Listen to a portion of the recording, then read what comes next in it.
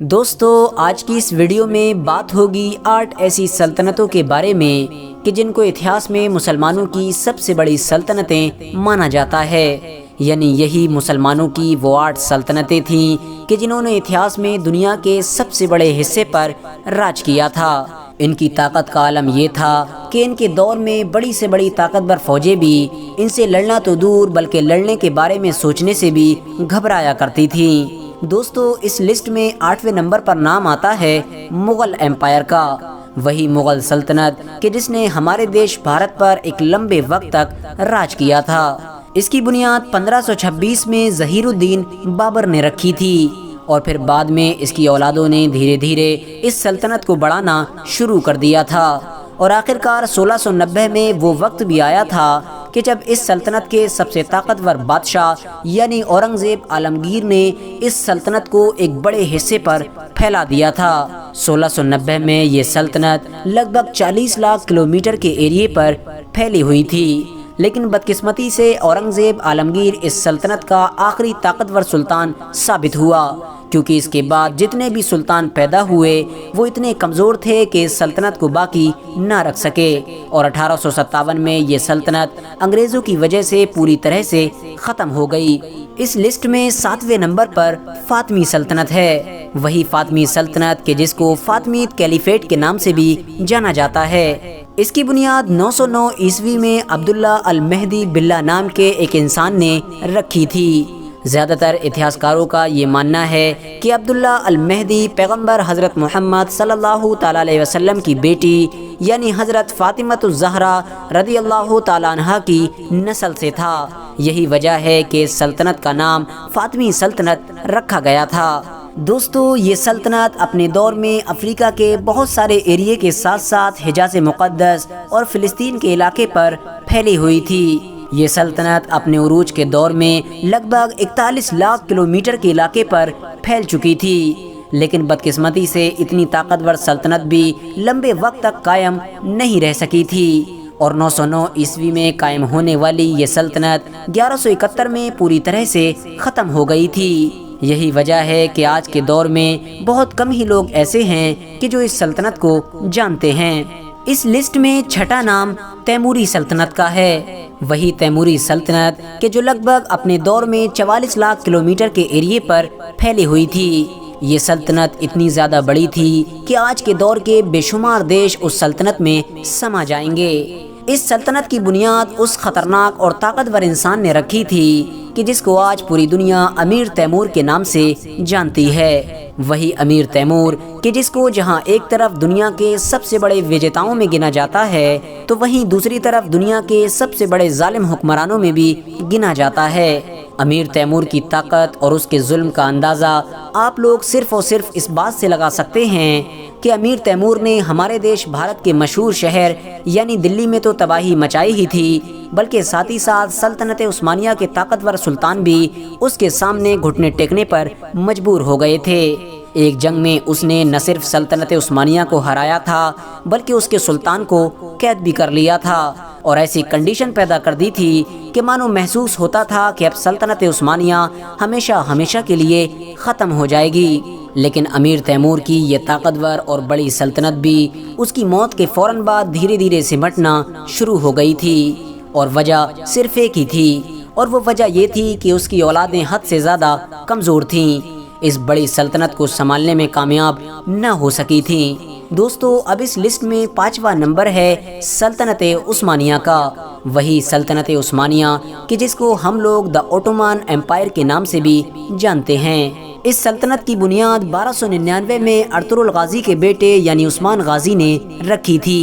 اور یہ سلطنت 1683 میں 5.2 ملین یعنی لگ بھگ 52 لاکھ کلومیٹر کے علاقے پر پھیل گئی تھی۔ یہ سلطنت کتنی بڑی اور طاقتور تھی اس بات کا اندازہ صرف اور صرف آپ اس بات سے لگا سکتے ہیں کہ جب 20ویں صدی کے شروع میں اس سلطنت کو ختم کیا گیا تو اس کے ختم ہونے کی وجہ سے ہماری دنیا میں 50 سے بھی زیادہ نئے دیش وجود میں آئے تھے۔ لیکن دوستو، آپ میں سے زیادہ تر لوگ یہ بات بھی ضرور سوچ رہے ہوں گے کہ آخر جب سلطنت عثمانیہ کا نام زمینی اعتبار سے 5ویں نمبر پر آتا ہے تو آخر عام طور پر لوگ اس کو پورے اتہاس کی سب سے طاقتور اور بڑی مسلم سلطنت کیوں کہتے ہیں؟ تو میں آپ کو بتاتا چلوں کہ اس کے پیچھے کئی وجہ ہیں۔ ایک وجہ تو یہ بھی ہے کہ سلطنت عثمانیہ اتہاس کی وہ اکلوتی مسلم سلطنت ہے کہ جس نے اتنے بڑے علاقے پر اتنے لمبے وقت تک راج کیا تھا، ورنہ مسلمانوں کی وہ سلطنتیں کہ جو سلطنت عثمانیہ سے بھی بڑے علاقے پر پھیلی ہوئی تھیں وہ بھی زیادہ لمبے وقت تک راج نہ کر سکی تھیں، زیادہ میں زیادہ 100، 200 یا 300 سال ہی راج کر پاتی تھیں۔ سلطنت عثمانیہ نے ہماری دنیا پر لگ بھگ 600 سے 700 سال تک لگاتار راج کیا تھا۔ اس کے علاوہ ایک وجہ یہ بھی ہے کہ سلطنت عثمانیہ کئی سو سالوں تک لگاتار پوری دنیا کی سپر پاور بنی رہی تھی۔ ساتھ ہی ساتھ یہی وہ مسلم سلطنت تھی کہ جس نے یورپ کے بھی بہت سارے علاقوں کو فتح کیا تھا، نہ صرف فتح کیا تھا بلکہ ایک لمبے وقت تک یورپ پر بھی راج کیا تھا۔ ورنہ دوستو، اگر آپ اتہاس کے پنوں کو پلٹیں گے تو آپ کو یہ محسوس ہوگا کہ سلطنت عثمانیہ کے علاوہ مسلمانوں کی کوئی بھی سلطنت یورپین علاقوں میں زیادہ کامیاب نہ ہو سکی تھی۔ RH نیٹ ورک کے نالجبل فرینڈز اس لسٹ میں چوتھا نام گولڈن ہارٹ کا ہے۔ ویسے تو یہ سلطنت چنگیز خان کی قائم کی گئی منگول سلطنت کا ہی ایک حصہ ہوا کرتی تھی، لیکن جب چنگیز خان کی موت کے بعد اس کی یہ سلطنت دھیرے دھیرے اس کی نسلوں میں بڑھ گئی تھی تو گولڈن ہارٹ نام کا یہ علاقہ باتو خان نام کے اس کے ایک پوتے کے حصے میں آ گیا تھا، اور باتو خان نے منگول سلطنت سے الگ ہو کر اپنی ایک الگ آزاد سلطنت قائم کر لی تھی جس کا نام گولڈن ہارٹ رکھا گیا تھا۔ لیکن دوستو، کہانی میں موڑ اس وقت آیا کہ جب 1252 میں باتو خان کے ہی ایک بھائی کہ جس کو آج اتہاس میں برقع خان کے نام سے جانا جاتا ہے، اس نے اپنا دھرم چھوڑ کر اسلام دھرم اپنا لیا تھا۔ بس برقع خان کا اسلام دھرم اپنانا تھا کہ مانو منگول فوج میں اسلام دھرم اپنانے کی ہوڑ مچ گئی تھی، اور ایک ایک کر کے لگ بھگ سبھی منگول مسلمان ہونا شروع ہو گئے تھے، اور اس طرح سے چنگیز خان کی قائم کی گئی یہ سلطنت اب ایک مسلم سلطنت میں بدل گئی تھی۔ اپنے دور میں یہ سلطنت لگ بھگ 60 لاکھ کلومیٹر کے علاقے پر پھیلی ہوئی تھی۔ اس لسٹ میں تیسرا نمبر خلافت راشدہ کا آتا ہے، وہی خلافت راشدہ کہ جس کو بہت سارے لوگ راشدون کیلیفیٹ کے نام سے بھی جانتے ہیں۔ دوستو، یہ مسلمانوں کی پہلی خلافت تھی کہ جو پیغمبر حضرت محمد صلی اللہ تعالی علیہ وسلم کے اس دنیا سے ظاہری طور پر رخصت ہو جانے کے بعد قائم کی گئی تھی۔ اس کے پہلے حکمران یعنی پہلے خلیفہ حضرت ابو بکر صدیق رضی اللہ تعالی عنہ تھے۔ ان کے بعد اس خلافت کی گدی حضرت عمر، حضرت عثمان، حضرت علی اور حضرت امام حسن نے سنبھالی تھی۔ دوستو، اس خلافت کی سب سے خاص بات یہ تھی کہ یہ پورے مسلم اتہاس کی اکلوتی ایسی حکومت تھی کہ جس کا سنویدھان پورے طور پر قرآن کو ہی بنایا گیا تھا، یعنی کوئی بھی فیصلہ قرآن کی رہنمائی کے بغیر نہیں لیا جاتا تھا۔ اس کے علاوہ اس کی ایک خاص بات یہ بھی تھی کہ اس کا اگلا خلیفہ کا ہی بیٹا یا پھر اس کا کوئی خاندانی یا رشتہ دار نہیں، بلکہ وہ بنا کرتا تھا کہ جس کو مدینے کے قابل لوگ اپنی مرضی سے چنا کرتے تھے۔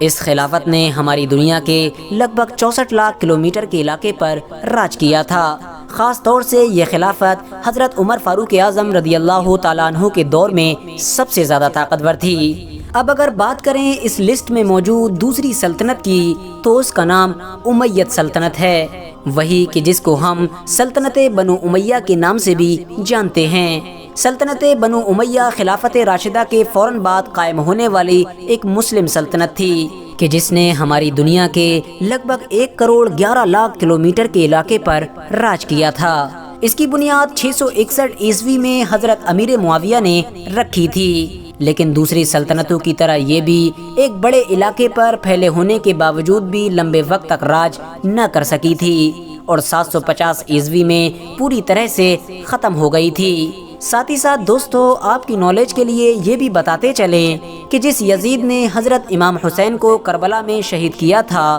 وہ اسی سلطنت کا ہی دوسرا بادشاہ تھا، اب اگر بات کریں اس خاص سلطنت کی کہ جو اس لسٹ میں پہلے نمبر پر موجود ہے، تو وہ کوئی اور سلطنت نہیں بلکہ سلطنت عباسیہ ہے۔ وہی سلطنت عباسیہ کہ جس کو زیادہ تر لوگ عباسید کیلیفیٹ کے نام سے بھی جانتے ہیں۔ اس کی بنیاد 750 عیسوی میں رکھی گئی تھی اور لگ بھگ 1258 تک یہ سلطنت ہماری دنیا میں قائم رہی تھی۔ سلطنت عباسیہ نے ہماری دنیا کے لگ بھگ 1,16,00,000 کلومیٹر کے علاقے پر راج کیا تھا۔ یہی وہ مسلم سلطنت تھی کہ جس کے دور کو مسلمانوں کے گولڈن ایج کے طور پر دیکھا جاتا ہے، کیونکہ دوستو سلطنت عباسیہ کے دور میں ہی مسلمانوں نے سائنس کی طرف بڑی تیزی کے ساتھ بڑھنا شروع کر دیا تھا۔ اسلامک اتہاس کے زیادہ تر بڑے بڑے ویگیانک سلطنت عباسیہ کے دور میں ہی پیدا ہوئے تھے۔